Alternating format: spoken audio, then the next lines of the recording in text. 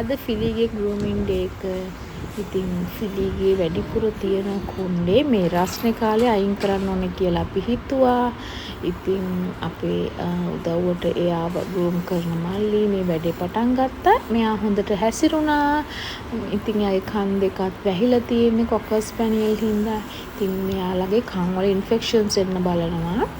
මොකද මේ බිමට කඩාගෙන වැටලා තියෙන කියන්නේ වැහිලා තියෙන කන් දෙකක් හින්දා.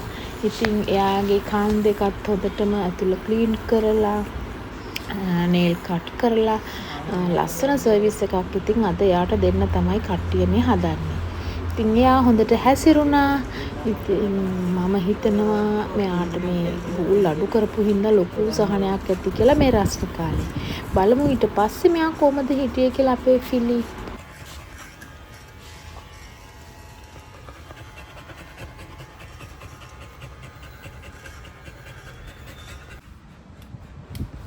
මෙන්න මෙහෙම තමයි දැන් ෆයිනල් ලුක් එක. ලස්සනයි නේද? ඉතින් අදට එච්චරයි. බයි. ආයෙත් හම්බ වෙමු.